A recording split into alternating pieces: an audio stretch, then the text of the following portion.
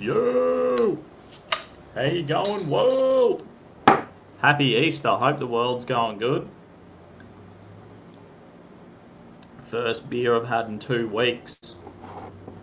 I did a little mini fast for Easter, so you know what I mean. It's always good. I actually cut my thumb at work and had to start taking antibiotics, so it's that's why I started taking. I had to stop drinking beer. Anyway, so I thought I started my fast 2 weeks before Easter, so that was good. Hope everyone's had a bloody good one. I thought I went to the pub. Yo, happy Easter, my descendant. You know it's not good when that's the first guy who comments. Yo, how you going, Jeff? Yeah, I went down to the local bottle-o and there's like a new beer 4X dry, right? It's like the new run of beer going out. So I was like, oh, to break my Easter fast, I went down there to get 4X dry, but they didn't have any. So I was like, I'll get a 6-pack of Corona then. While Corona's just bloody raining havoc on Earth. Yo, we're streaming on Facebook and YouTube today. G'day, Jared. Gerard, you mad dog. Hope you're well. I hope you're staying safe, brother, because I know you're on the front line. So, anyway, I thought today 4X dry is crap. I want a freaking taste today. I'm keen to go do a brewery tour. Happy Easter, everyone! Happy, yeah. Oh, gosh. I want just to go easy on the comments. Nah, I guess I can throw up comments on Facebook. I'm banged up. Yeah. I hope you're having a bloody good one.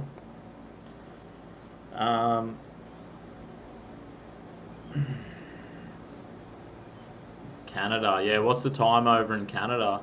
I'll chuck up your YouTube. I can chuck your comments up as normal, but if they're too out of control, I won't because this is dual streaming on Facebook, you know.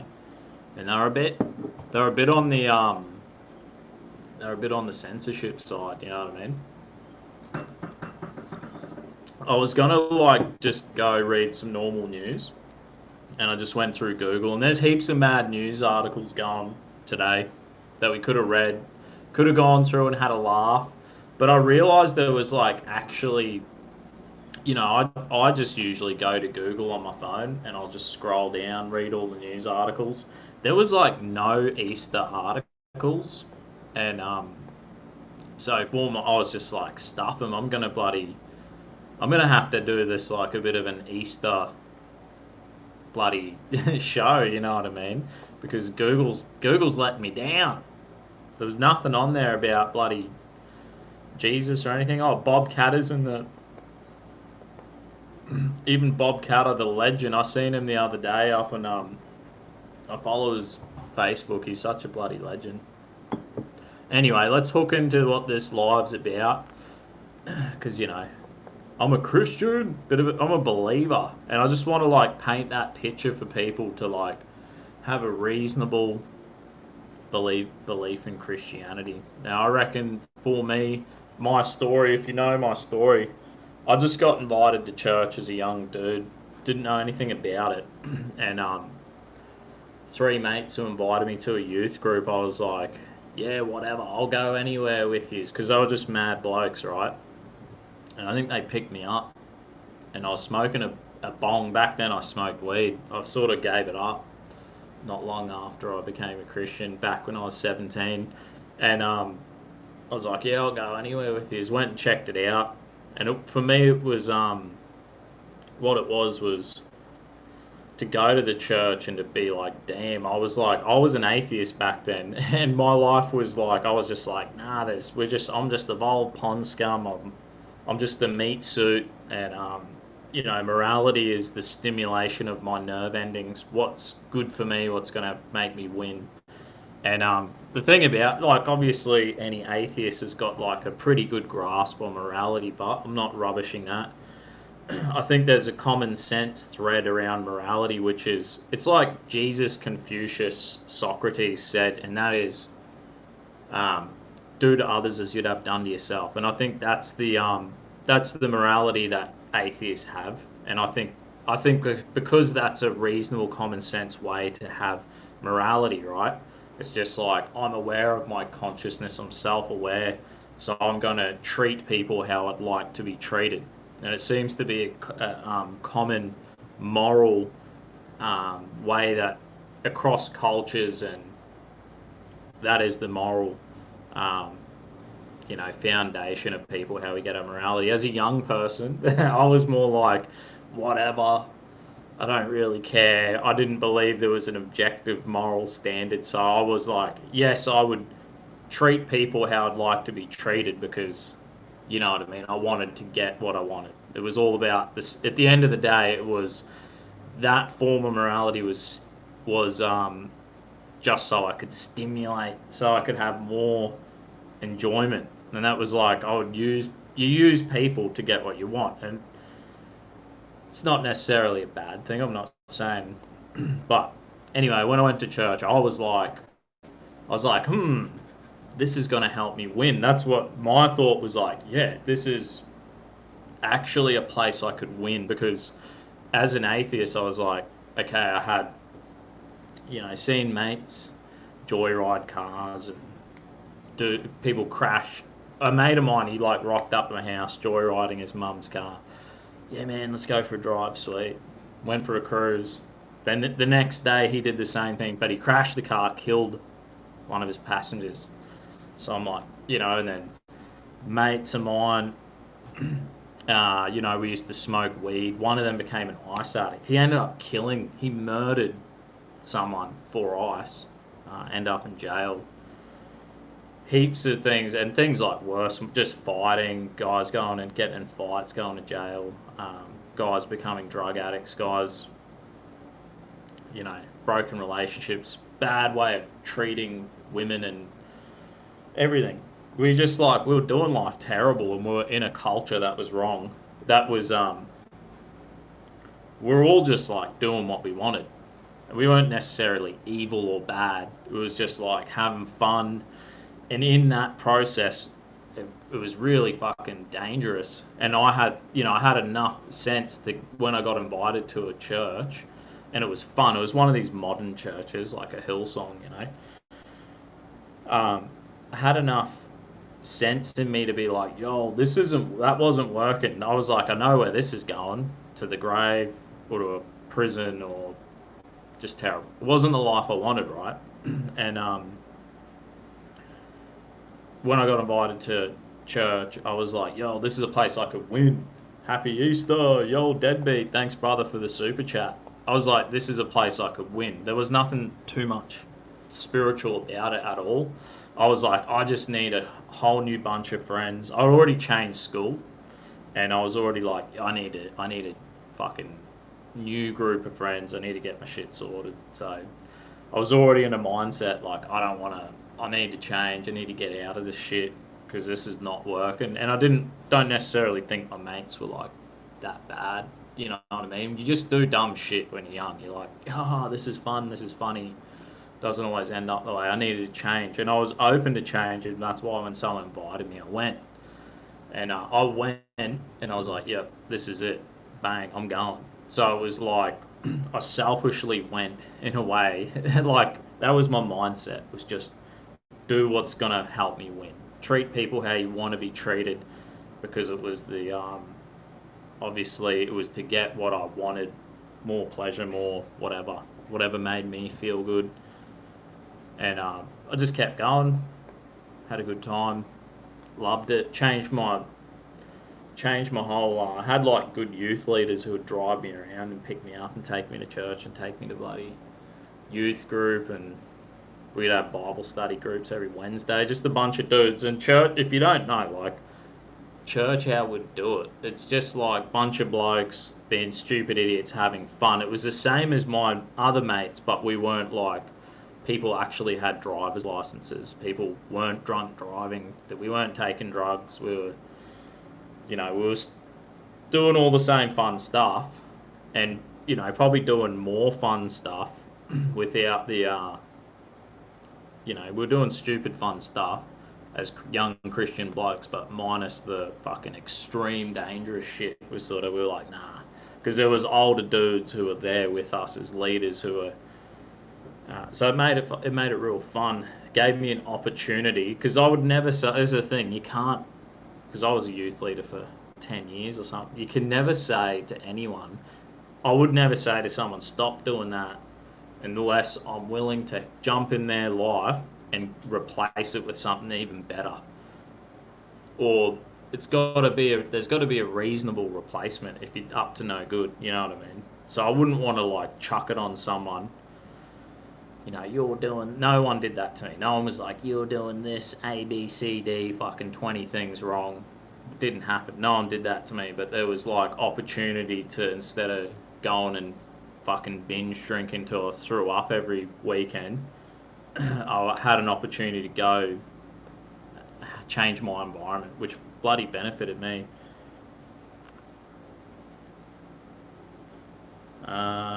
Travis reckons you thought God would make you more than what you are without giving yourself to God. I think I just went to church to save my life, like myself, from going to prison or addiction or like having a shit life. I went to church for no spiritual reasons initially, you know what I mean? I just went there because it was the practical culture to change my life, to get me out of the shit. And it bloody worked. So that's a good thing. But when as the years rolled on, I think, yeah, so I became a Christian. I worked did high school, finishing school, I was working at a job, working at Hungry Jack's, got offered a second job on Saturday, washing cars. So I was making like 250, $300 a week in high school, just going to church, got a gym membership, going to the gym, going to church, going to work, cashed up, saved like 15 grand. So I had then finishing school, started going to the pub, got my first full-time job, and it was fucking, pardon me, it was like we were doing 60, 70-hour weeks. So I finished school. I wasn't going to church and hanging out with Christians as much, maybe every Sunday, every second Sunday, working my ass off, making heaps of cash, going to the pub and stuff, as you do. Problem was, after 12 months of doing that, I realised this isn't really working, because I was earning like $1,000 a week. I was spending all that going to the pub, and I managed to spend I bought a car and that, but I managed to spend the 15K that I bought the year that I saved the year before, when I was actually I wasn't a spiritual practicing Christian, but I was a practical Christian. I was in Christian community and culture. So what happened for me, it was what happened for me after spending all the money that I earned that year, I was like, this ain't working. You know what I mean? I was like, I need to get out of the pub, because I was like, I need to get back into a Christian culture where it's more, I can have a life without addiction or without doing things stupid. Do you know what I mean? Being an idiot. So that's on me, because just love to get a bit out of control there and have fun. It's just the way I am. But I was like, right, I need to get back into church. And I did have some spiritual stuff along the way, you know what I mean? I felt like, yo, deadbeat, thanks for popping in, brother. No worries, I popped in on smoking, watch the stream later. Yeah, sick. Antifa for life. Happy Easter, everyone. There you go. Even Antifa loves Easter. Margot KFC, yo, happy Easter. Any comments here? Yeah, sweet. Anyway, Dusty on Smoko, perfect. Yeah, that's it. He's on his milk crate throne at Smoko. I'm having a beer for him. Anyway, I had some spiritual moments there when I was at church, and you listen to the. It's Christianity paints the philosophical picture of forgiveness, all the stuff, all the good stuff that you think like, yeah, we could all do with our lives. And I don't think even the atheists or anyone, you could be like a militant atheist and be like, yeah, some good principles in there about forgiveness and all this. And like come to that realization in my life. I'd call that the beginnings of some kind of spirituality when I was like, had you can understand being a young lad doing stupid shit. You're like hurting people and being hurt is normal. So when you come into a culture where forgiveness is the culture and the idea, I'm like, yo, all right, I'm receiving this forgiveness and I'm giving that forgiveness out.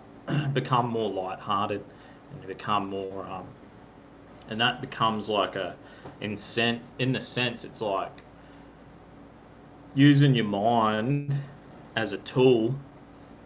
And it's probably like basic psychology or psychiatry or whatever they call it, where people would like essentially we're teaching the same people to do that. The sad thing is these days people aren't really taught that stuff, even about forgiveness. If you like went and you're like, I need help, I feel like shit, they'll just fill you. They'll just be like, there's a chemist down the road, and they just fill you up. They just give people medication, and they don't really like talk to someone or unpack some philosophical ideas that can like release the fucking anger and hurt and stuff in our mind and heart. But good thing at the Christianity, that's something there that's accessible for everyone, you know what I mean, and important for everyone, and that bloody helped me. But anyway, I remember I was running my dog. I had some weird stuff happen. We had like a ghost when we used to smoke pot. We used to thought a dude killed himself in our house, and we'd be like, we don't want to go down there. Don't want to go down to this area where this dude died. We'd be like fearful of it, me and all my mates, and we would always. My house was like the house we would have parties at all the time, and even though everyone would be partying there, but no one would ever want to go down to this spot where we all like, yeah, this dude died there. We had a real fear of it.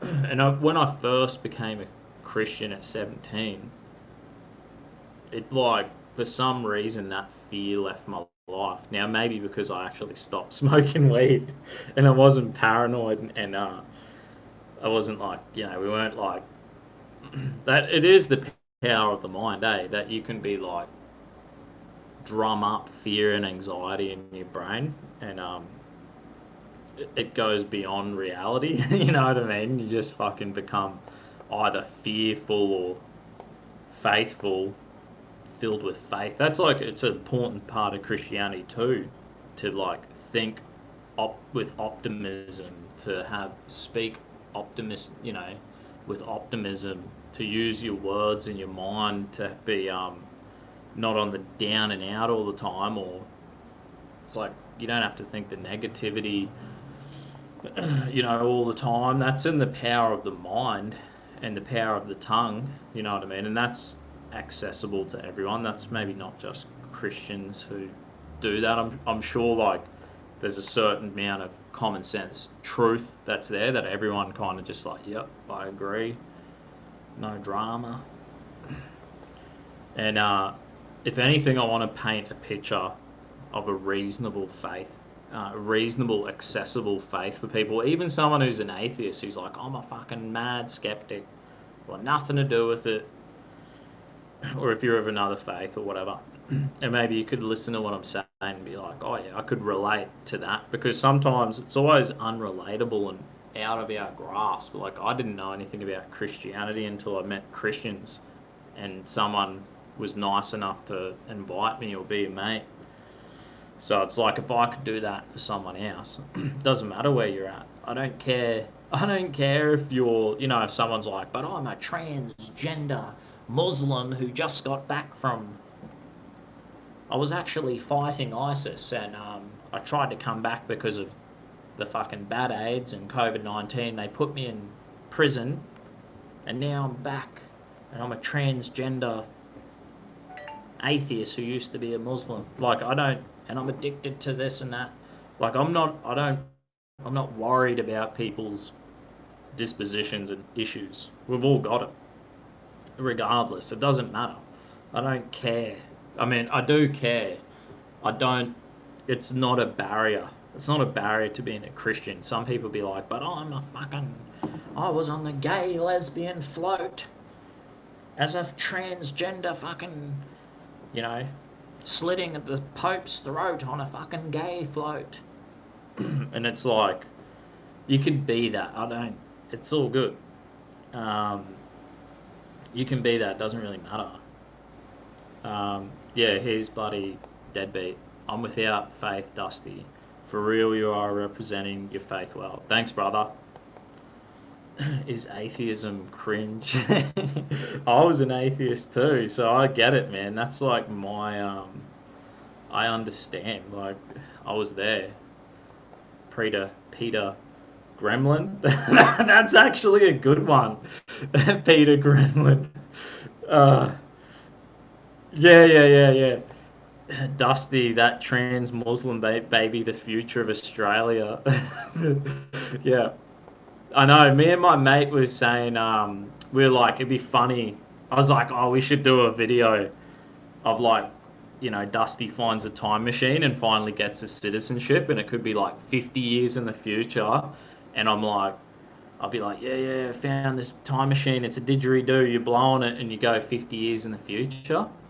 And then I blow on it. I end up in the future, and I'm like, mate, I'm finally getting my citizenship. And I go to an Australian citizenship ceremony, and it's like, they're like, right, mate, say this pledge, and it's like, it could just be something stupid, but you'd be like, here's the Australian flag. There's now two of them. What do you want? And it's like the Islamic State flag or the gay flag.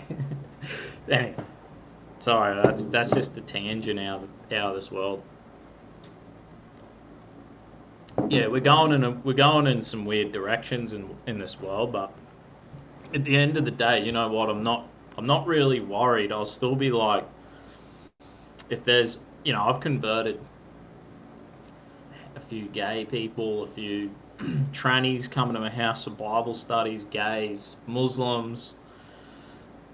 I've converted, spoken, shared my faith with every different kind of person there is, and for the most part, I get on with them, and they're open to listen, and you know what I mean. For 2 years I used to go most Friday nights to Queen Street Mall, Brisbane City, and share my faith with all these street preachers. Now, most of them actually have mental health problems, and there was a few of us from Hillsong who would go. We were probably the most normal, and we would join this group, and a lot of them were fucking mental. And some dude who is Dusty. These guys came up to us one Friday night, and they were all in like heavy metal, like they must have come from some fucking metal club or something. And like one of them had a suit on, he looked a bit out of place, and they come up to this old dude who had a sign, and they're like, "Fuck you, mate!" Ripped down his sign. They're like, "Fuck you!" Trying to fight him, and other dudes are throwing beer bottles, and me and my mates, we were down the way a bit, and we're like, "Oh shit!" Run up. What the fuck's going on? Probably didn't say that. And it was almost a giant brawl, and we had a few dudes who were like ex-prisoners who were just like jacked, and a few Maori fellas who were jacked, and so the heavy metal dudes, and there was a gay guy there with them. They calmed down a bit, and they're like, all right. Because when it was like an 80-year-old dude, yeah, they were like keen they were pretty much trying to bash him, and yeah, they backed right off once they seen all of us. But it ended up being a bit of a laugh, and one of the biggest mouth out of a lot of them was a little gay dude. He's the one who initiated it all. But we turned it all around and turned it into like having a joke and a laugh, doing push-up competitions and sharing our faith with them and sharing our stories, how we became Christian. It was all good. So it's all there. Anyway, I'm going, I'm drifting out on 1,000 tangents. That's the way I do it. Who is Dusty? That's a good one, bro. Anyway, Anyway, I was saying, yeah. So when I became a when after I was 18, I spent all my money, and I'm like, damn, I'm broke. Going back to my story, I'm like, I'm broke. Spent all my money. This isn't working. I guess I'm like a naturally uh, selfish enough person, but I'm wise enough. This is the thing I don't understand about life. If you care about yourself enough to do what makes life enjoyable, you got to realize when things aren't working. You know what I mean? You go, this ain't really working for me. So like, my life was not really working. It wasn't what I wanted. I was like, this isn't doing it. This ain't satisfying me, and I can see I'm wasting all my money. I'm working my ass off, not getting ahead. This is not working. So I'm like, right, I'm gonna go back to church. So I had a dog, and we went for a run up Whites Hill Reserve. Anyone in Brizzy will know where that is. There's all these footy fields, like probably 10 football fields, probably more, maybe more. And run with my dog. Bang! Oh, Peter Dutton, the legend. How you going, brother? Nice. That's an Easter miracle. That head, straight from the Easter bunny. Beautiful. And Neil, the proud LGBT activist. How you going? Um, yeah, so I'm running my dog. I was like, I'm like, I remember before I went and run my dog, I was there with my mates at the skate park. Went to the gym, and then we went to the skate park, and we were like eating heaps of food. And I was like, yo, my shouted like a big feed. And then I was like, that was my last of all my money I saved last year. And I'm like, I've wasted so much cash. I'm such a fool. And I was like, boys, I need to go back to church. I was like, I can't do this. I'm like, this is not working. And I was just like, fuck this. And I just went, got my dog, took him for a run to clear my head. Wasn't really a run because I fucked my foot and I couldn't run anyway. So it was more of a jog or mongoloid jog. And anyway, I was like, right, this is... I prayed a stupid prayer, I was like, right, running all night, running all afternoon up the bush, through these footy fields. Got back to my car with my dog, and I'm like, yo, where are my keys? Lost my keys, don't know where they are. I'm like, I'm an idiot. Now I need to spend like 2 hours jogging home, get my spare keys, jog back. I was like, and then I had to go. I would have had to run through the bush too. So I'm like, this is impossible. I'm screwed. Back then, I don't think I had a mobile phone, but I don't even think I had credit on it. It was like, I was like so shit with phones. I didn't even use phones. I just rock up to people's houses and stuff randomly. Anyway.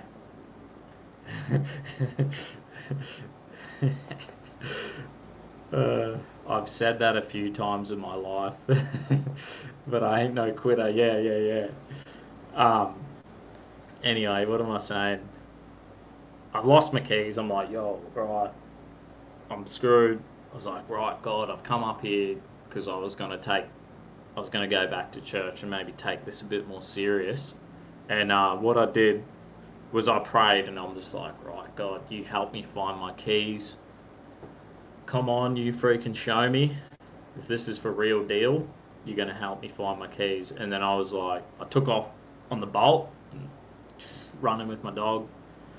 Just kept running hard. Didn't know where I was going. I was just like, and then I stopped, and I'm like, I'm an idiot. I'm never gonna find my keys. I'm a retard. And I'm like, I'm just going home. And then I looked down, bang, my keys were right there. So it's like, what are the chances? Anyway, the story goes, the thing is, I went home, and I just like looking up. I went on YouTube, and I'm looking up, watching Richard Dawkins debates, and I was like, that's all I knew. I didn't I was going to church for the practical culture. The little bit I did, I went for the practical side of it that made my life better. Wasn't too spiritual. I wasn't asking too many questions, but I did know a lot of atheist stuff, kind of talking points, and the general Richard Dawkins talking points and all this stuff, right? So, because that's what I actually did, that was more of what I believed or whatever. I didn't take Christianity too serious, you know what I mean? I'd only been a Christian, kind of a Christian, for 2 years maybe. Anyway, I went home, looked up Richard Dawkins, bang, and I'm listening to his debates because he's always debating someone, and it came up, it was like, I don't know if you know these dudes, Ravi Zachariah, William Lane Craig, John Lennox. And I'm like, listening, they're all like the main dudes he's debating. All these debates are coming up. I'm like, fuck. And it kept getting me what the dudes who are defending Christianity. It was always, I'm like, oh yeah. There's kind of like a bit of a reasonable position here. There's some reasonable positions there to be had on Christianity and the defense of Christianity. You know what I mean? And that's where I was sort of like, okay then, watching hours and hours of Dawkins debating Christians and like, okay, there's some reasonable points here on both sides, and kind of looked into it more. And I think so this is what I got here. I got a bit of the evidence that is enough evidence for myself to intellectually reason to be a theist, and then to be a Christian, to follow the person of Christian, or to, be a part of Christian culture and to believe in Jesus, or to identify as a Christian. What time is it? 4:33 in the Arvo here in beautiful Queensland. Everyone's on lockdown. There's no onions at the shop. Toilet paper, I finally bought toilet paper, and but then it's like weird. There's all the meats in the supermarket, toilet paper's there, and there's like other stuff now that's going. There was no onions. I'm like, what's going on? There's certain fruit and veggies weren't there this time. I'm like, what is happening? Anyway, you know me, I'm going everywhere with these stories. Anyway, the most reasonable, I think, evidence that was there that I found,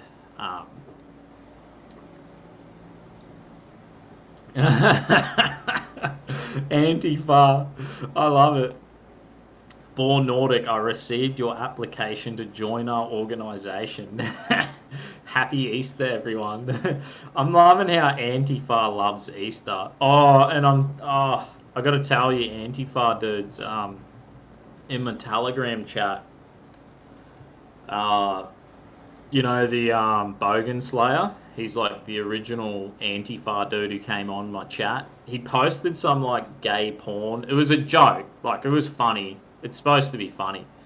And I was like, I had to delete that post because you can't have pornography on Telegram. So I was like, I don't want to lose my chat. So I don't have, I'm not going to go against the rules on Telegram anyway. And so I had to delete that post. And I think in the process it said delete all of. Anyway, so I think I might have deleted one of the Antifa people. I'm not sure if it is, but I'm sure it's the same guy. So dangerous freedom or peaceful slavery. That's what we're in now. Nah, only joking. Prison planet. We used to always remember when, I can't even say it. I don't even want to say it.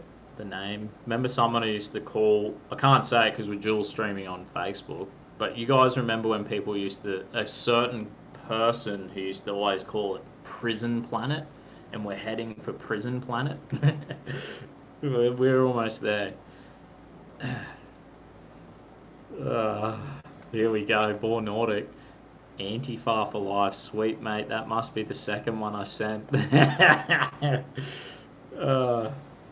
Yeah. Dusty's the vegan section full. Yeah, mate. It's full to the brim. Yeah, you know who I'm talking about. Travis knows. Quick, bang, pull him down. Can't even say that name. delete that comment out of my Facebook. We're gonna get this whole stream taken down. Anyway, let's get back to the story. The story is, I kind of found that this is the thing about me being a Christian. I find from personal experience through Brucey Boy, the legend, the biggest stud out with them mad glasses. Anyway, the thing is in life is, no one, how can we tell people to do this and do that, from a moral perspective or whatever? Most things, these things can only be really achieved through like a culture or a community, a tradition, something like that, where you like pulling yourself out of, the pack of wild dogs you're hanging out with. You know what I mean? Get yourself into another bunch of, get yourself out of the turkeys, the chicken coop, and start flying with the eagles. We've got to pull ourselves into a new environment, a new culture to get on with life and to get past some of the things, you know what I mean? How can someone quit weed or quit binge drinking or quit anything? How could you quit smoking and if all your mates are sitting in the smoking area at the pub? You know what I mean? You got to if you start hanging out with non-smokers, you know what I mean? Or people who don't smoke pot, or people who aren't. If you're around blokes who are down, talking down on women and blah, blah, blah, blah, blah, cheating on their girlfriends, you know what you're going to turn into, right? You know what's going to happen. But if you start hanging out with people who are getting engaged, getting married, having families, you know how your life's going to go. Anyway, we all know this. I knew that. I knew by going to church that I was in a new culture, a new environment, and the value structure of this community was completely not what I was from. You know what I mean? I was hanging out with the hyenas and the bloody dingoes. You know what I mean? And these people were in it. Pulled myself into a different community of people. And happy Easter, everyone. Boycott Sky News. I love Sky News. Isn't it funny how Sky News and Foxtel and that have all now posting up on YouTube? And it's that was never a thing. You'd have to have cable TV to watch that stuff. And now it's it's all over social media. And it's and then they unsub you to all the bloody YouTubers who are bloody covering news and stuff. Yeah, it's a bit, Port Film Co. The legend. Good bloke. Always keeping my Telegram chat going. Cheers, mate. Anyway, here's the story time. We've already got into it, but 38 minutes. So I already knew that Christianity helped me change my life. It was saving my life, despite any spirituality, you know what I mean? And they're all live stream. It's pathetic. Yeah. Yay, Antifa. Happy Easter, everyone, except Rupert Murdoch. Yeah, sweet. Happy Easter from the Hulk. Waterman. Cool. Anyway, I already knew that the cultural shift. I knew Christianity was saving and changing my life. That was a good thing. So that to me was enough. That was enough for me to want to be nah, I want to be a Christian. I don't want the life I'm living. I want to have a different life. But then it was, like I said, making a decision that I was going to give church a crack. And then praying to God to find my keys when I was out running the dog. And I was yo. Went for a bolt, stopped. I'm I'm an idiot. I need to go home. I'll never find my keys. Look down there are my keys. And then I start researching on YouTube and Google and found all the debates, the Christians and atheists debating each other and seeing that there was some reasonable arguments there for the justification to be a theist and then to be a Christian. Do you know what I mean? So I'll just go through some of them. If you ever want to look into any reasonable scientific, historical, or philosophical arguments to be a theist or a Christian, Reasonable Faith is a real good website, which is from William Lane Craig is the dude there. He's bloody top bloke. So I found these the three main arguments would be there's the Kalam cosmological argument, which essentially, I can pull it up and you can read the bloody... Oh, crap, I'll do it this way.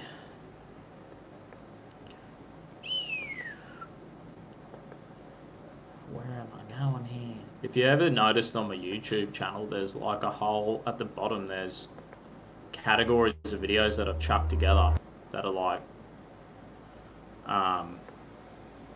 evidence for Christianity. So all them videos are there. Maybe I'll just fucking talk it off the top of my head because I bloody know, I know most of it enough. Though I've got this crap I can read along to if I lose myself. Anyway, the three main points I think that are great for theism, which would be like an evidence and justification for, I guess all religions could use these 3 points, which is the Kalam cosmological argument. I think it was a Muslim dude who came up with this, and it's like everything that has a beginning has a cause, right? So it's like even now when we have you know, modern scientists and all these guys, and they're like, yeah, the Big Bang, and who's the bloke in the wheelchair? Forget his name.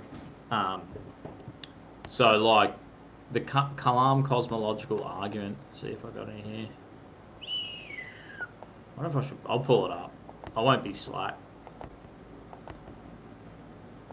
Bang. Hopefully the stream doesn't drop out.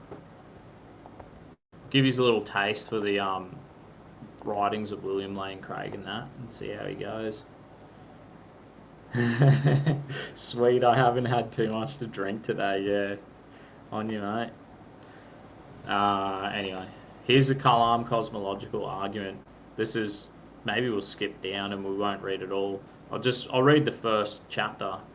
As a boy, I wondered at the existence of the universe. I wondered where it came from. Did it have a beginning? I remembered laying in bed at night and trying to think of a beginningless universe.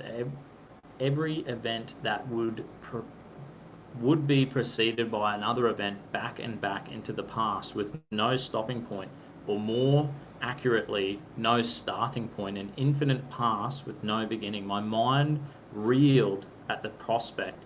It just seemed unconceivable to me. There must have been a beginning at some point, I thought, in order for everything to get started. Now we know, you know, the Big Bang Theory, and that seems like good enough. I'm sure maybe that will change in the future and they'll be like, no, there's whatever. I think they've tried to justify an eternal universe somehow, but for the most part, I'm pretty sure it's rejected by most scientists, so there's like a bit of a consensus of a beginning.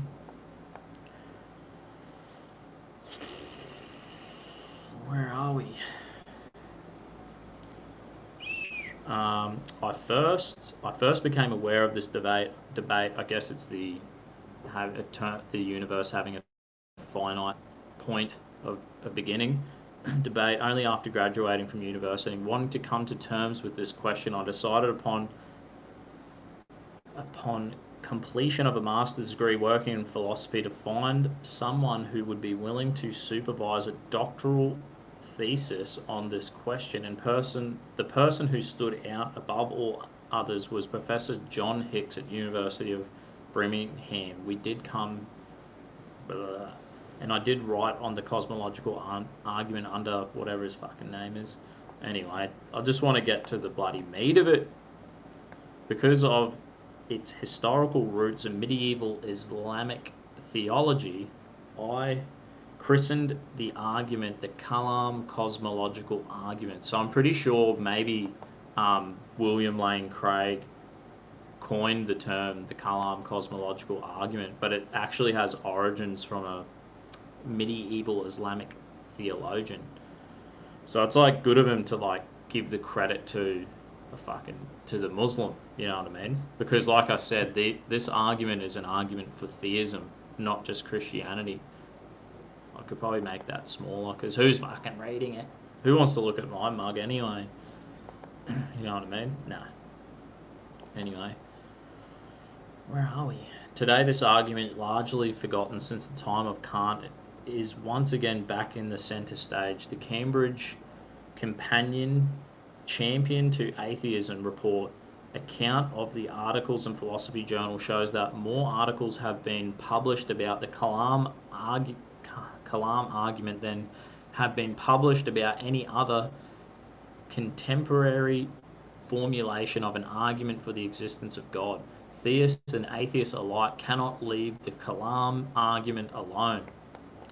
And you'll find, if anyone's like ever looked into any kind of Christian debates or anything like that, they would have stumbled across the Kalam cosmological argument. Sam Harris, Richard Dawkins, all these dudes will commonly press this.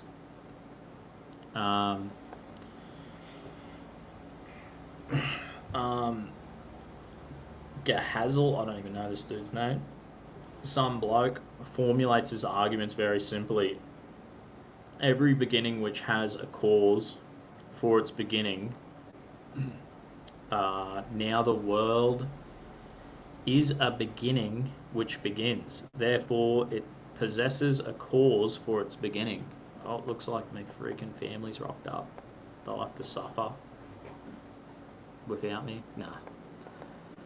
Yeah, so the main principle is whatever begins to exist has a cause of its beginning. That's point one. Point two, the universe began to exist. So we, through the Big Bang, we know that's a fact, pretty much. Therefore, the universe has a cause of its beginning. So, this is a main point for justification of theism, you know what I mean? Everything that has a beginning has a cause. And for me, it's like, yeah, okay, so what would cause this? Everything has to be outside of space, time, and matter. Has to be all powerful.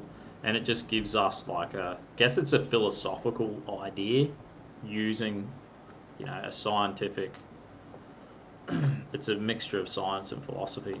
Yo, all the Antifa people fighting fascism, bang, happy Easter. Good night, alt-right, happy Easter.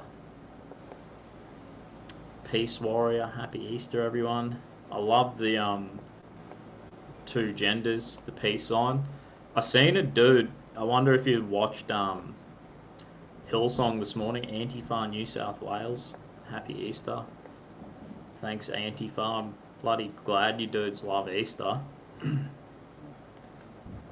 Did God write our DNA? I reckon, obviously, yeah.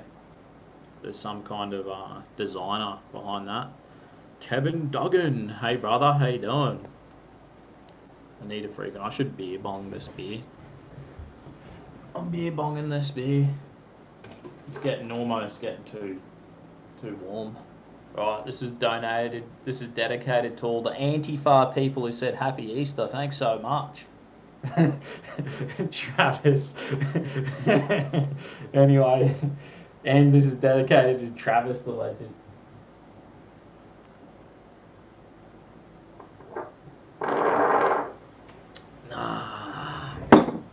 That was getting a bit freaking warm and funky, that beer.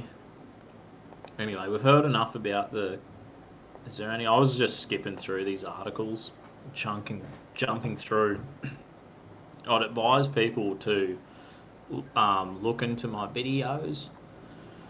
The videos that I have on my YouTube channel. If you go to my YouTube channel, there's also.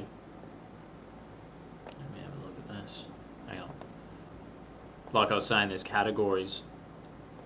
There's a list of categories of videos that you can watch that are like evidence for Christianity. And a lot of it is evidence for theism. So it's not just Christianity. And that's like a good point to make. If you're looking for, there must be I believe most religions and spiritual people who have a spiritual aspect of their life, they obviously have they're obviously like onto something, I would say. You know what I mean? and there's like rational reasoning behind it.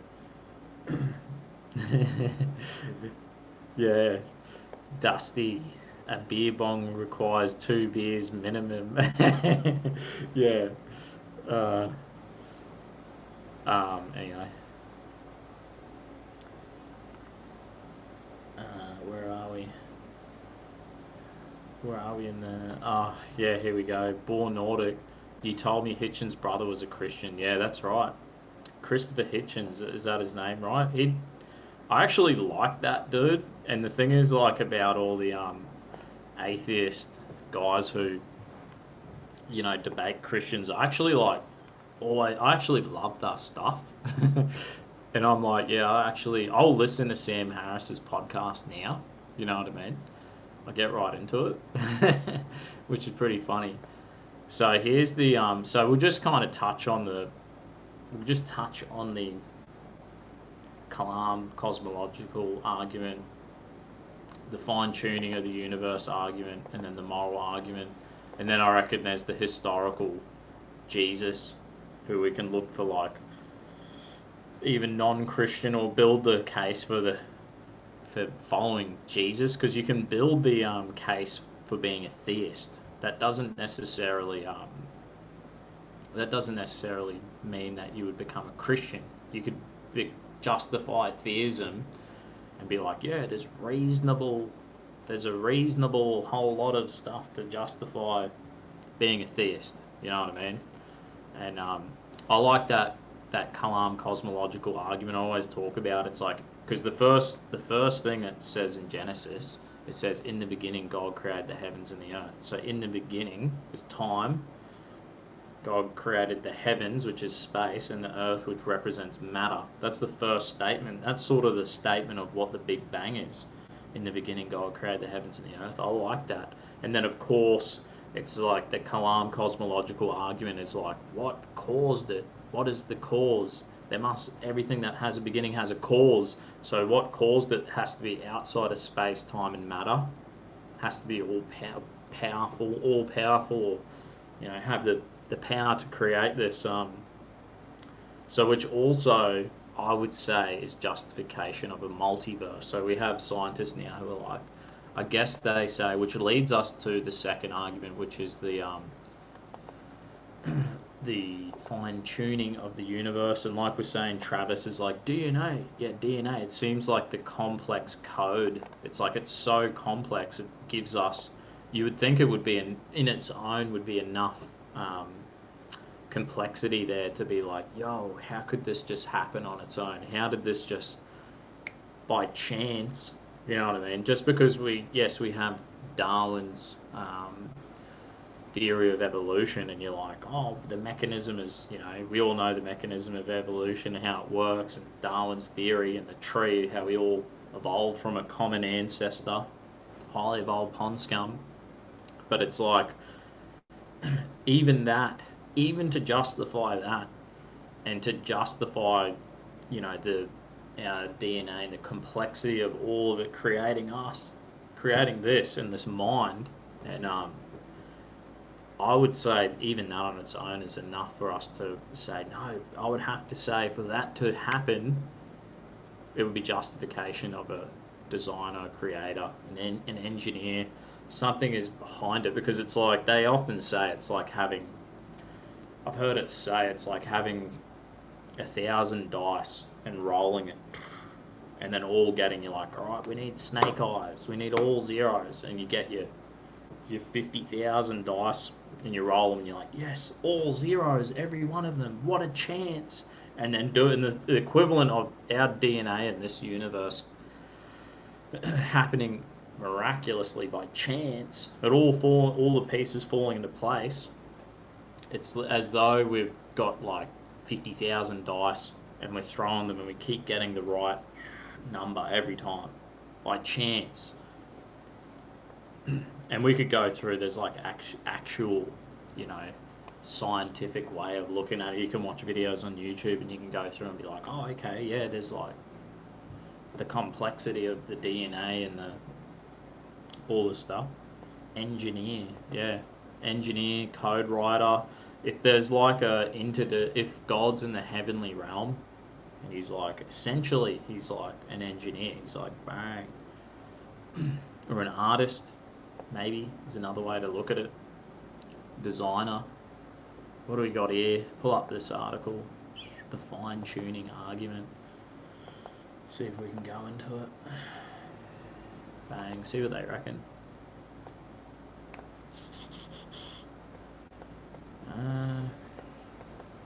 I'll read a bit of the paragraphs, and we'll just jump around, because like, you know, usually you I get into it and I go, this is a bit much, and you want to just jump into the meat. And we're not going to sit here and read. I don't want to sit here and read 20 bloody pages. I prefer to just jump in, skip through to the meat. And if you're really interested and you're like, oh yeah, that's enough for me to start chasing this rabbit down the hole, it's kind of something we all have to do individually, you know what I mean? To bloody get that information out, consume that information. We're not doing all of it here. Anyway, this is the first paragraph. Our laws of nature and our cosmos appears to be delicately fine-tuned for life to emerge in a way that seems hard to attribute to chance. In views of this, some have taken the opportunity to revive this scholarly argument for design, whereas others have felt the need to explain this apparent fine-tuning of the clockwork of the universe by proposing the existence of a multiverse, which I don't think the proposition of a multiverse is bad. I like the idea of a multiverse, because if there's a creator who's outside of space, time, and matter, who is the cause, he had to do it from somewhere. And if there's a heaven and there's a hell and there's purgatory and there's, if you read, one day we'll do a study of the Garden of Eden. I think the Garden of Eden is actually another universe. I do believe in the multiverse. I think that's justification for heaven and hell and all of that. Anyway, I don't know that. I'm just trying to pull the pieces of the puzzle together. Anyway, where am I? Yeah, where others have felt the need to explain the fine-tuned universe of the clockwork of the universe by proposing the existence of a multiverse, we analyse this issue from a sober perspective, and I've only had one beer, so we analyse this from a not so sober perspective today. Having reviewed the literature and having added several observations of our own, we conclude that cosmic fine-tuning supports neither design nor a multiverse, since both of these fail at the explanatory level, as well as in the more quantitative context of whatever, blah, blah, blah, blah, blah. So maybe even this article's not, it's like some dude, the challenge of chance. Anyway, I'm sure if I continue reading, let's keep going. Introduction. 20th century physicists and cosmology have revealed an astonishing path forward towards our existence, which appears to be predicated on a delicate interplay between the three fundamental forces that govern the behavior of matter at very small distances and the long-range force of gravity. The former control chemistry and hence life as we know it, whereas the latter is responsible for the overall evolution and structure of the universe. If the state of the hot... So this is all when they talk about the Big Bang Theory and the... as it all happened, what we know about it, it's like there was like in an instant there was like laws of thermodynamics written, and it all happened with like there was a perfect law to govern what was happening. And if it was any of it was out, it was like as if there's like 50 dials and all of them are tuned into the right. They're all in the right tune. So when this puppy like bang initiated, it was all ready to rock and roll. And that's sort of, I think the argument is to say Why is that the case? And the justification that people they theorize a multiverse. They're like, well, actually, there's billions and billions of different universes, and we're just the one that is tuned this way, geared towards life, or you know what I mean, having the universe that we like, or that we have. And I guess the multiverse is a theory, still a theory I'm comfortable with.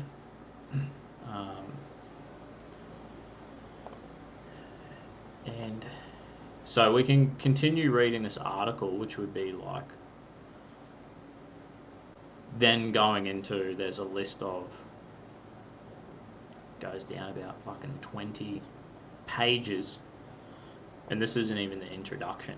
It gives us the first like page, and then it goes to introduction, and then it goes through all these scientific stuff, evidence for fine-tuning, thanks to the impressive progress in both.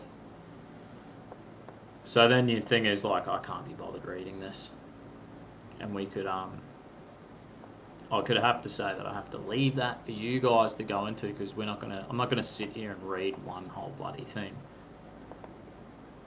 We'll be here for hours. So I'll post this article for you, and if you want to have a look, you can go for it. And I'm just touching base, just like the Kalam cosmological argument that we just went through before. We're just giving you a little taste, and then you go, all right, I'll go into it further myself, or if you're interested, whatever. There's heaps of articles. Where's me bloody YouTube channel? I'll show you. Alright, let's do this. I'll show you here where you can find all this crap.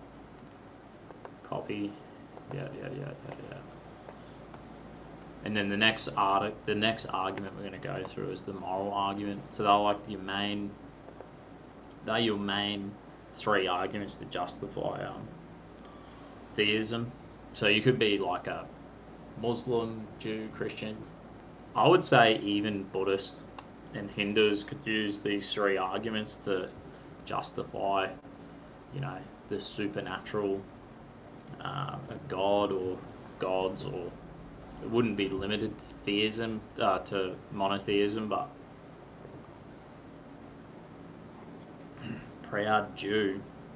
We got like Muslim guy,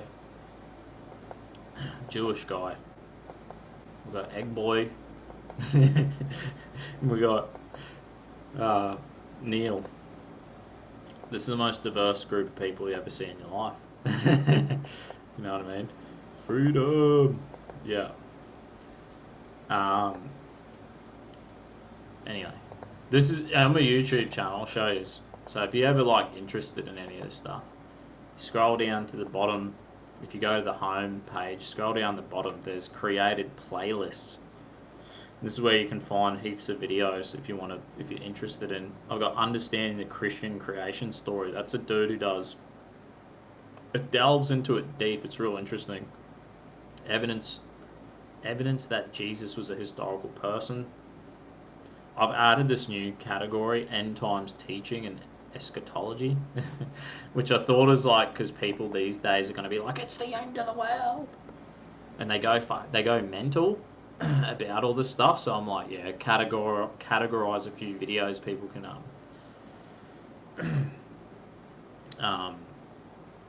you know, that people can go and go, oh, eschatology, end time bloody teachings. Yeah, I want to learn that.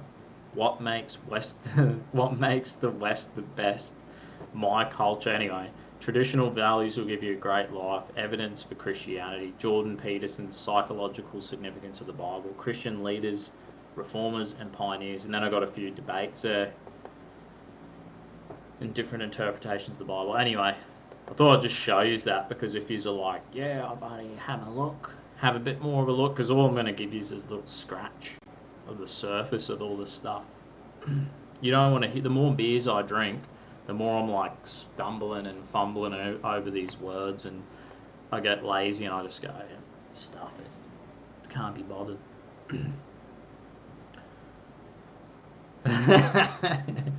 Sam I have one question. Next beer bong has to be done with the hat backwards, burqa style. I know. Let's do it. Alright, let's do it. See if I can manage that one. Alright. Bang. First time. I'm going half.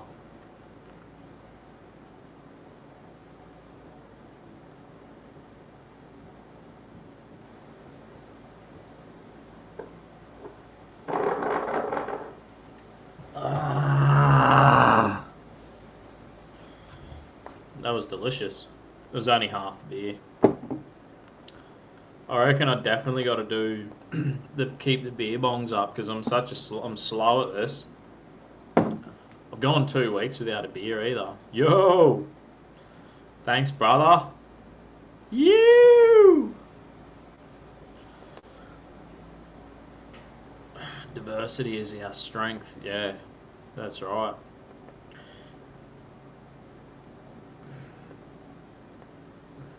Hands down, just shoot. No. Happy Easter. Thanks, brother. Anyway, we've gone further enough with the Kalam cosmological argument. I'll give you a little snapshot. William Lane Craig and Reasonable Faith, they do a heap of good articles. Fine-tuned universe.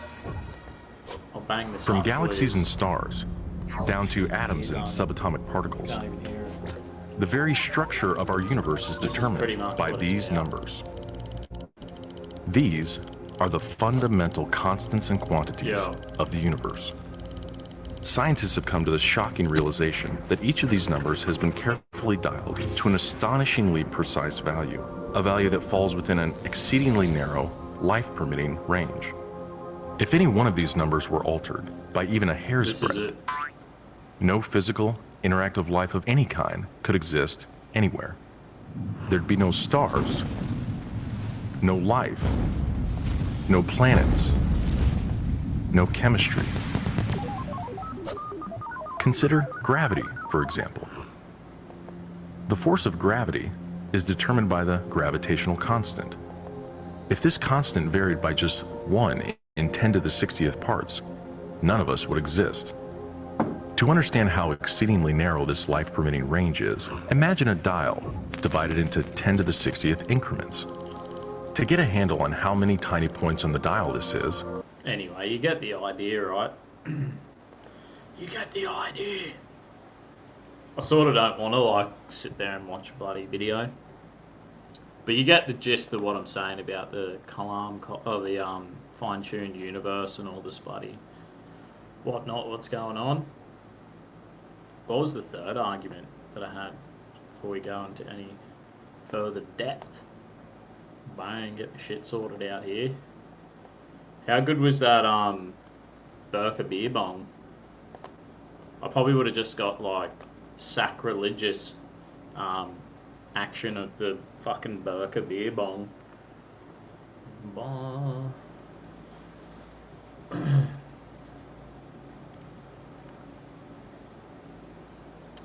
Right. What was the last? This is me. The third argument to justify theism. Bang. This is a new article ripping up here. I haven't even read these anyway. I know them well enough to... The moral argument for God's existence. Are we ready for all this? We need to have a little break from the bloody mind-numbing information. Gets a bit much, doesn't it? Anyway, we'll bash this out and then we'll get on to the next thing. By Paul Copan, whatever his name is. Philosopher John Ritz is right. There is widely admitted to be a crisis in contemporary Western debate about ethical foundation. It seems that ultimately the crisis is the result of approaching ethics without reference to God. When morality is severed from its theological roots, secular ethics cannot sustain itself with blah, blah, blah, blah. It withers and dies. I can only sketch out a brief defense of the connection between God and objective moral values, which I have done more extensively elsewhere. I will argue that if objective moral values exist, then God exists. Objective moral values do exist. Therefore, God exists. To resolve our ethics crisis, we must recognize the character of a good God, in whose image valuable humans have been made, as the necessary foundation of ethics, human rights, and human dignity. And that's always where, like, the Christian position lies, and that's where we get, like, you know, you're like, no, we believe in objective moral standard, and that would come from the creator, you know what I mean? And at the end of the day, that's what this argument's about. So if you're like, you know, left wing and you're like, no, I'm an atheist, it's like, I think it's 85% of atheists will vote left wing. So this is where we have like a, you know, the battle of ideas where people will be like, no, the atheist is like, I don't believe in objective moral truth or moral relativism, and they believe in moral relativism and cultural relativism, and they say that. But then if you disagree with them, they actually are like more staunch on their position than anyone. They're like, no, you can't fucking say and do that. And then they say multiculturalism, and it's like they don't believe in multiculturalism either. They believe in their militant atheist invented morality that they believe is superior. So how do they even, and they justify it through whatever. So I guess they justify it through reason and arguments, which basically boil down to like money and makes me feel good. You know what I mean? Like all the abortion arguments is like, that woman should have a choice because it's gonna be interfering with her happiness or something like that. It's an inconvenience to her life. Yeah. Beer Bong Burker is basically the masters in bong skills. Heck yeah. What? 7 out of 8 in hectic scale. Where are we? I'm losing it here. I've lost the comment section.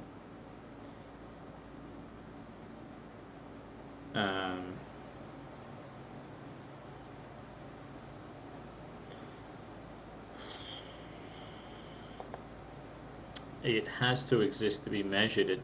It doesn't mean it's the only reality. Yeah, I guess. I guess you got to reasonably,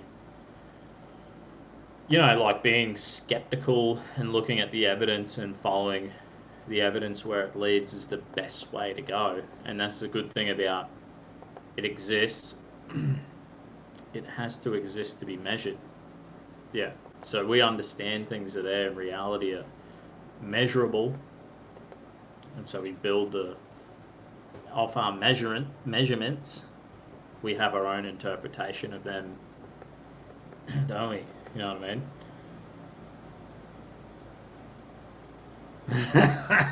mean? Kevin, Dusty, you're truly a good man. You're the opposite to Tim Pool.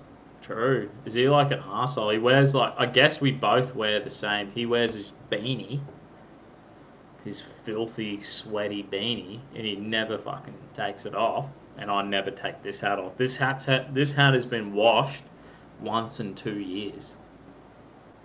So there you go. Make Burka beer bongs great again. That's right.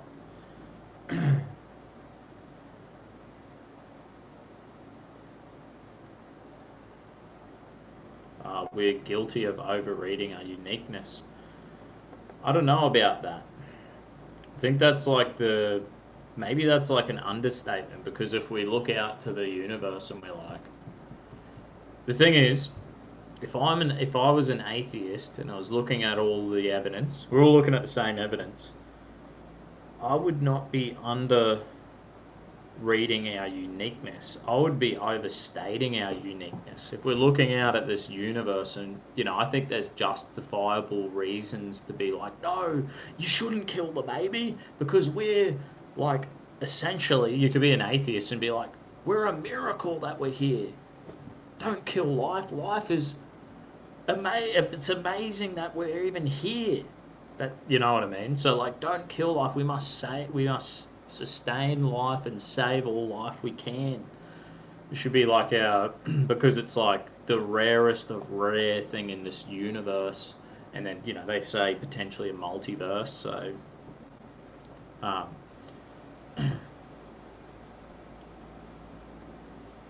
yeah, I think we're bloody extraordinarily unique, and it's not like we've found well,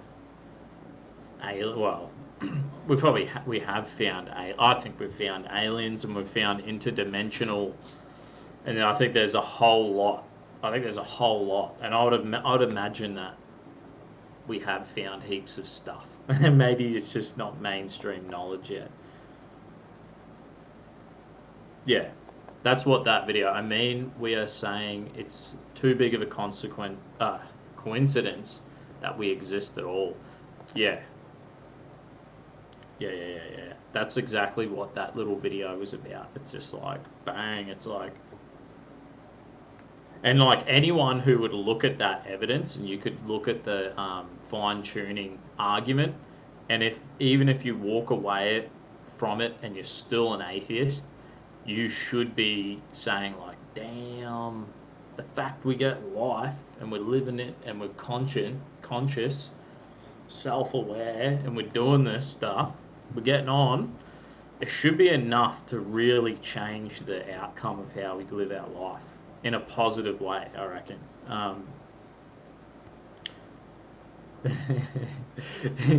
Yeah, boomerang is a UFO, bro. I love it. Yeah.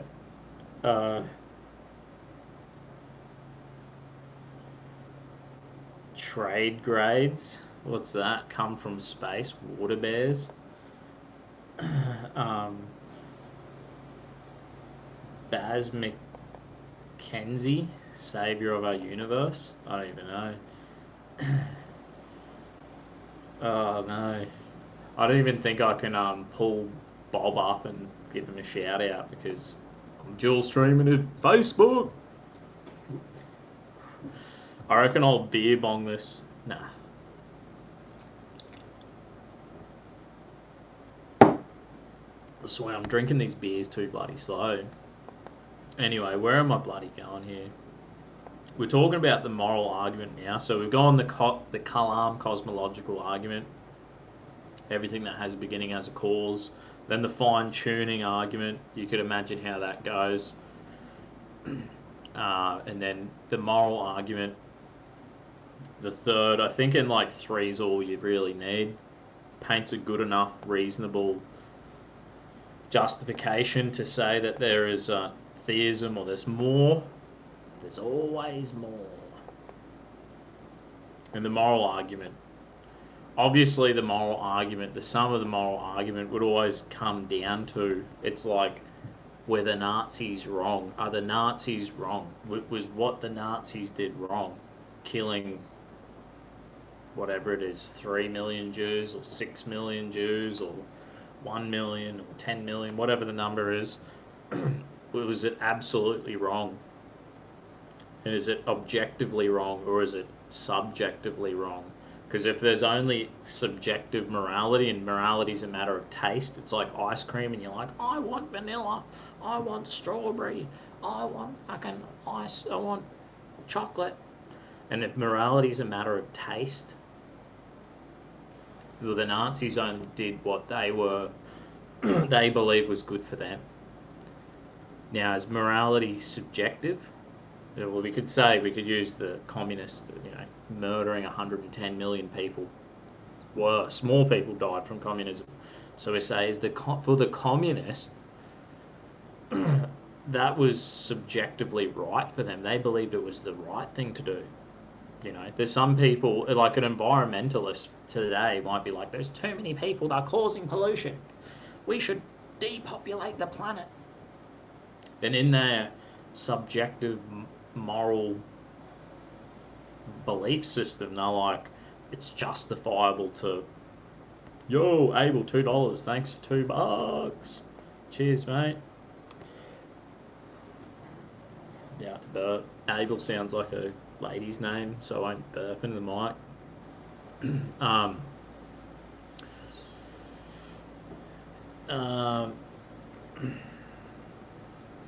Watch David Iving, mate. I'll have to check him out. I don't know who he is. Do all denominations do wine, or is it a Catholic only thing? I don't know. I love drinking wine. I guess I'm like a Christian who, if you see, if you follow my Facebook, some people might be following on Facebook. I posted 3 church services this morning: Hillsong, City Point, C3, and Hillsong. The other 3 churches I've gone to over since 2005. So, but I'll go to the Catholic Church for Easter and Christmas because I like the traditional way of doing things around Easter and Christmas. I really enjoy it, and I like the drinking of real wine.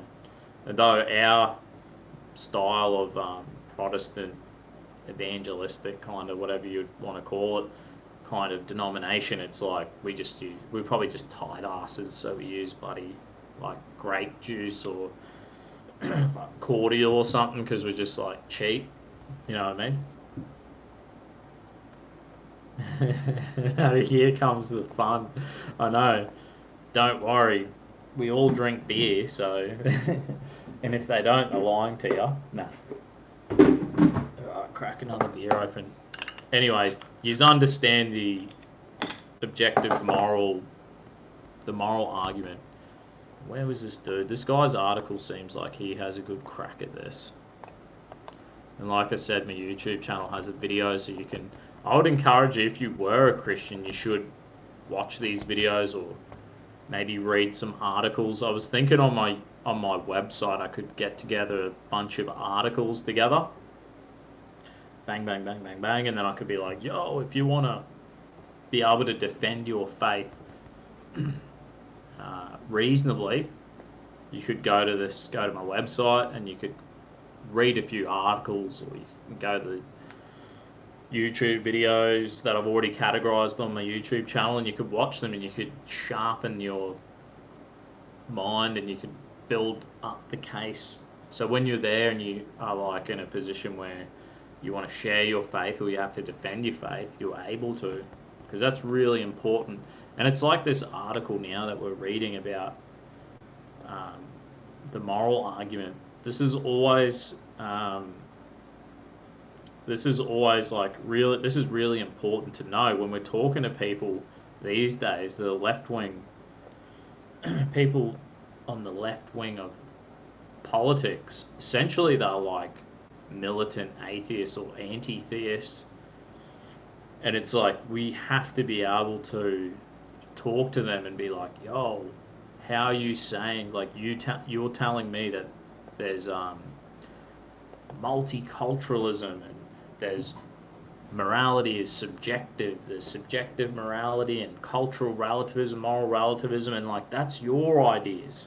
And then you could be there at a pro-life rally or defending our tradition or our culture. You could just be like, no, our culture's built on the Magna Carta and the Westminster system, and we're like, this is, you know, or a jury of 12, and you could be like, our culture is built off a Judeo-Christian background, you know what I mean? And you should be able to defend that reasonably.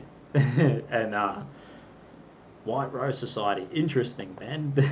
It should be like remember old mate last Sunday who we brought on for a chat, and he was sort of like, the Magna Carta, and you're like, dude, the Magna Carta it's the idea, it's like the biblical idea that there is an objective law, there's a lawgiver, a moral standard that even the king and queen are under, the peasant or the king are under the same law. You know what I mean? There is an objective moral standard that they're all under. The king or the queen or some rich dude or some stronger, tougher guy is just because he's bigger, powerful, richer is not above you. Do you know what I mean? We're all equal under the law. There's an objective moral standard. This is what the Magna Carta was about. It was bringing about a common law. You know what I mean? And that's what, essentially, that's what the moral argument is. It's like, is there an objective moral law? Or is it subjective? Is it all just you make? Is it a matter of taste? Is Adolf Hitler was right in his own mindset when he did what he did? He believed it was right.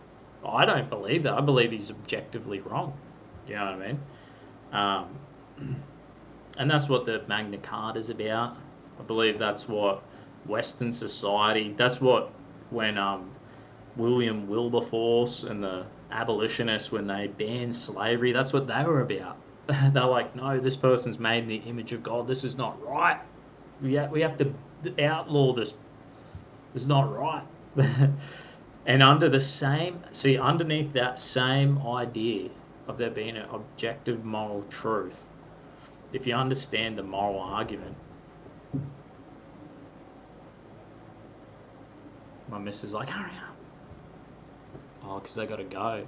Well, that's tough luck. No. Calvinists got it wrong. Yeah, I want to do a whole video about Calvinism and predestination and all that.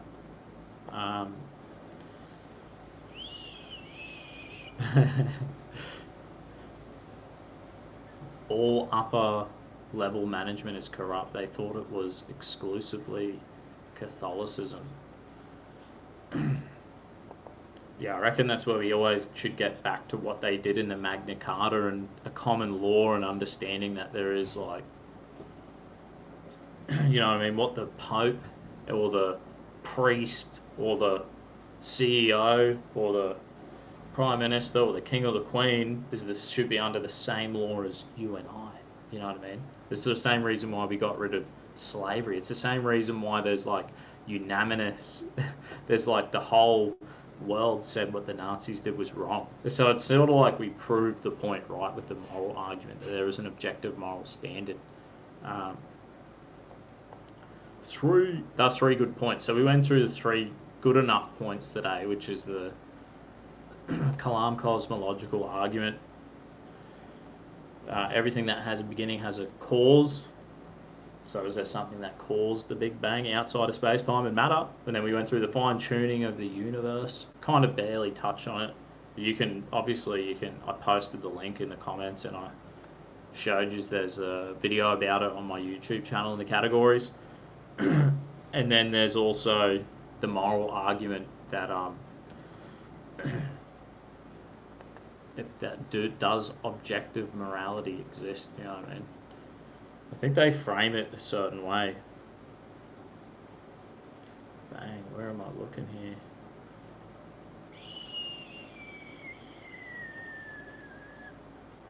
Here we go.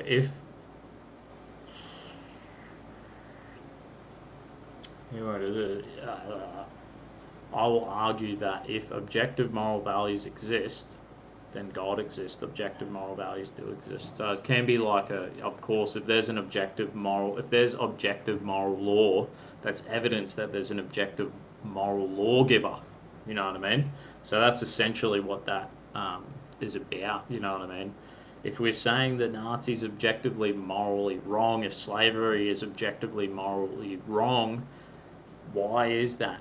If we're just meat suits that are highly evolved pond scum, right? If that's our reality, then the thing is, it's subjectively wrong for the slave and it's objectively right for the slave owner. You know what I mean? So I don't believe that. I think it's objectively wrong. And to say that it's objectively wrong is to say that there is a moral lawgiver. Do you know what I mean? So that's where we get to that argument. Just smash that lamb. Have a good Easter. There you go. Yeah. Off you go, Dusty. Keep the Sheila happy for God's sake. Yeah, okay.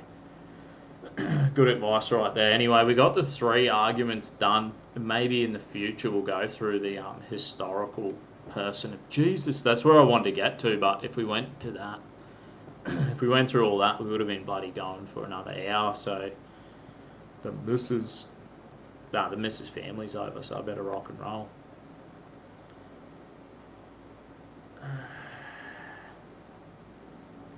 Yeah, brother. Hope you're still pouring in these tough times. We are pouring. So, did dinosaurs really exist? Yeah, I reckon they did. Of course. Not only is there like archaeological evidence for dinosaurs, it seems that every single culture on Earth talks about them. So, I don't know how that is even possible, but it seems that every culture on Earth talked about dinosaurs. Aboriginals, Maoris, everyone. So it's like, how do you reconcile that? You know what I mean? I want to go through that too. That would be another bloody good. That'd be another good one to go through. All right, Port. Happy Easter. All right, thanks YouTube. Thanks Facebook. I dog bloody D Live today. I thought I'll do one up for Facebook, and I actually posted it on I posted it on a few Christian pages, so I don't know if it actually shared out there. See how we go. Were dinosaurs or big dominant birds? Who bloody knows? I guess we could like go. I really want to go through I really like that. You know how like 6-day creationists and they're like, no, humans live with dinosaurs. It's like the Flintstones. And I just love that. I just think it's like a cool thing to like talk about. I don't bloody know. Bogan Slayer. Happy Easter, everyone. Keep safe. Duggan. You can object to slavery, but you will need what's called a master morality, or you'll end up being enslaved by others. Yeah, that's right. I've just heard dinosaurs are fake. Yeah, that's like I don't know what Christians say that, but I've heard some people. It's like the flat earthers, you know what I mean? Who they'll be like, no, it's all a conspiracy. They're all fake. Imagine KFC back then. That's what I'm talking about. All right. Thanks everyone for tuning in. Thanks YouTube. Thanks Facebook. I'll see you on Oh, actually, I'm not gonna do Cheap Tuesday.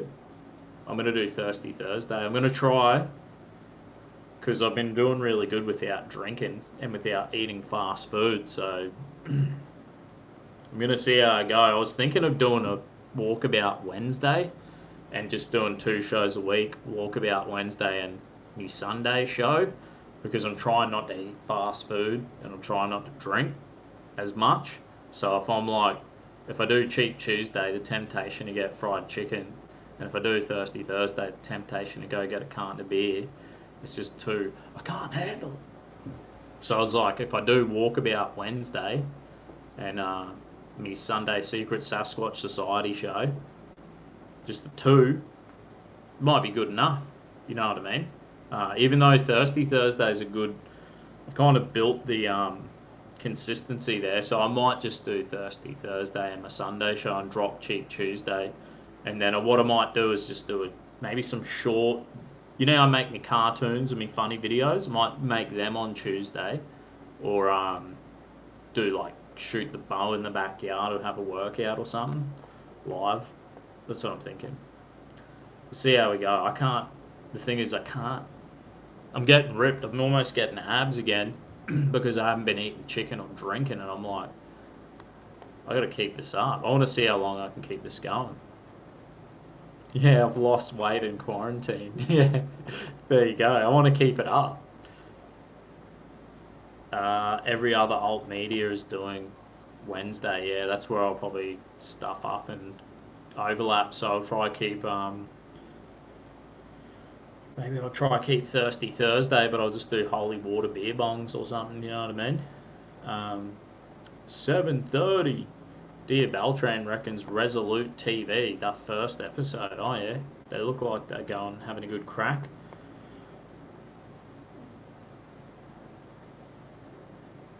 Yeah, Kev reckons Dusty fasting is amazing. Give it a chance. It's medically proven good. Yeah, I've been fasting for 2 weeks, so this is the first beer I've had in 2 weeks, and I only bought a 6-pack because I'm cutting it right down. I'm cutting out the fast food the best I can. So I'm actually enjoying it, and I'm getting a bit losing my gut, and I'm getting a bit ripped. So I want to see if I can keep this up. So I might do, if there's overlap, Dear Beltran saying there's a lot of overlap on a Wednesday, we might keep Thirsty Thursday going then, and I'll just do holy water beer bongs, you know what I mean? Anyway, thanks for watching Facebook and YouTube. I hope this, we went through them 3 reasonable arguments to be a theist tonight, and gave you a little bit of my testimony as well, which I hope I encourage people to look into it further. Whether you go to my YouTube channel and you go down to the bottom, there's categories of videos. While you're on quarantine, what do you got to lose? Just watch a few of them videos, or go to reasonablefaith.com. William Lane Craig, he's great. And I'll look into it, because it might be the best thing we ever do. And if we get coronavirus, if you're going to kick the bucket, let's hope that there's a bit more to this.